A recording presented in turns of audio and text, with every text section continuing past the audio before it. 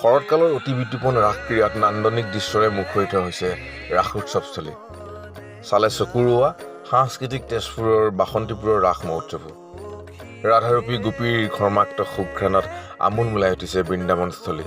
কৃষ্ণ কৃষ্ণ বুলি শৰতৰ বিতোপন ৰাসলীলাত হিলদল ভাঙি আহিছে আবাল বৃদ্ধা নাৰী জীয়ৰী আৰু ৰূপ লৈছে শ্যাম বলীয়া গোপীলৈ। শৰতৰ এনে স্নিগ্ধ ৰাতিত গুঞ্জৰিত খোলতাল বাঁহীৰ শব্দই চৌপাশ আমোল মোলাই উঠিছে।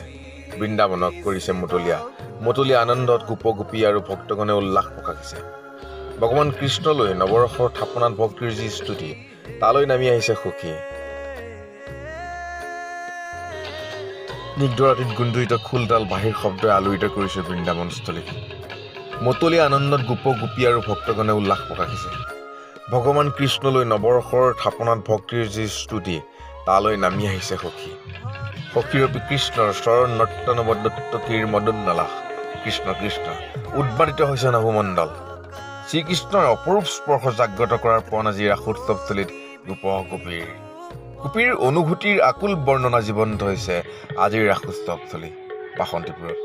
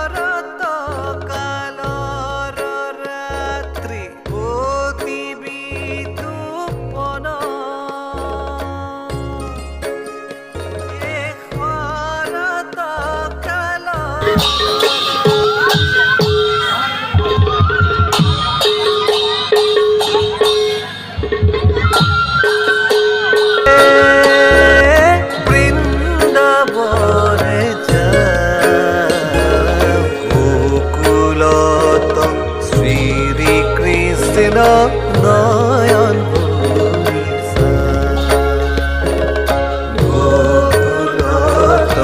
শ্ৰী কৃষ্ণ নয়ন